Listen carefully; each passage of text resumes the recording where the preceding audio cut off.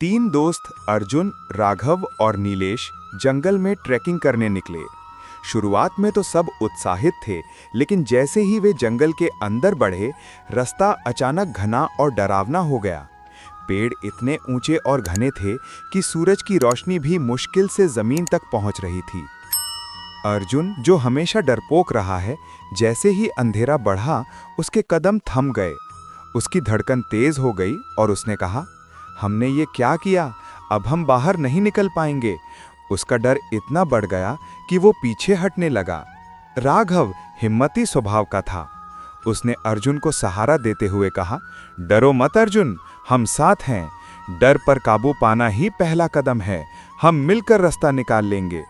उसकी हिम्मत ने अर्जुन को थोड़ा आराम दिया, लेकिन जंगल में हर ओर अंधेरा और अजीब आवाजें थीं। नीलेश, जो हमेशा शांत और बुद्धिमान था, उसने कहा, दोस्तों, डर और हिम्मत के साथ हमें अपनी बुद्धि का भी इस्तेमाल करना होगा। हमें सिर्फ आगे बढ़ते रहना नहीं है, बल्कि सही दिशा चुननी होगी। उसने अपनी जेब से एक छोटा कंपास निकाला और पेड़ों के बीच झांकते हुए दिशा तय करने लगा। जंगल में चलते हुए तीनों को कई बाधाओं का सामना करना पड़ा।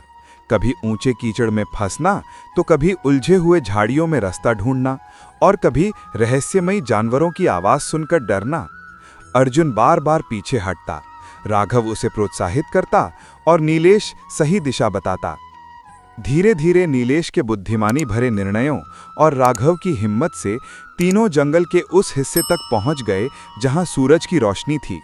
अर्जुन ने राहत की सांस ली और कहा, अगर नीलेश और राघव नहीं होते तो मैं कभी बाहर नहीं निकल पाता।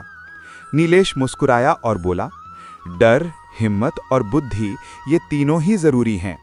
डर आपको सावधान करता है, हिम्मत आपको आगे बढ़ने की शक्ति देती है, लेकिन बुद्धि वो शक्ति है जो हमेशा सही दिशा दिखाती है। और अंत में तीनों दोस्त सुरक्षित घर लौटे। अर्जुन ने सोचा कि अब वो डर के साथ जूझना सीख गया है।